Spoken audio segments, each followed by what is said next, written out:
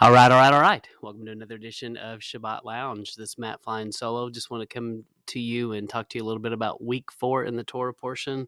And this is Genesis 18, and it goes through 22-24. So this beginning part of Genesis is packed with powerful information. This one is no doubt. And so I encourage you to search these scriptures and examine them closely, because there's a lot here and I can't do it justice in just a few minutes here. But so you've got Sodom and Gomorrah and more. And so you get, there's these men that appear before him. And so what he does is he quickly tells Sarah to make unleavened bread. And they have a meal, possibly of a firstborn animal. So it's kind of like a Passover meal. There's actually, you could argue that all of the feast elements are in this one story. It talks about how the land cries out for the blood, which is like a day of shouting, day of trumpets. And so you've got that element. You also have an element here in 19 where they wash feet, and it talks about the unleavened bread there as well.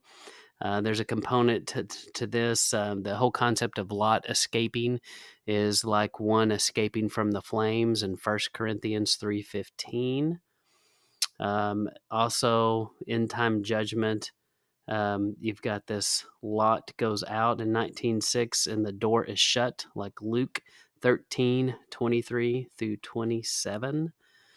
Another scripture is Ephesians 4:18.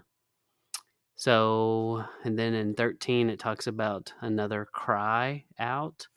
1 Corinthians 3:5 would also go with this. Then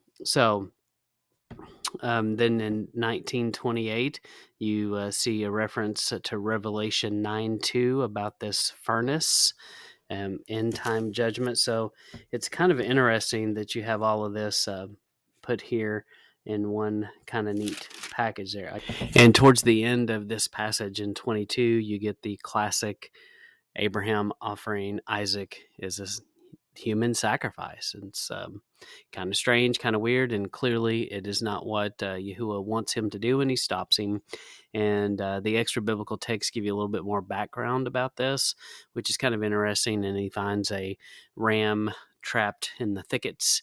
And so anyway, there's a lot here to unpack, but I encourage you to kind of look at that angle of could possibly you make an argument that all of the feast could be explained in the Abraham, Sodom and Gomorrah, Lot story. Kind of interesting, but I encourage you to read the text, search the scriptures for yourself, see if it's true.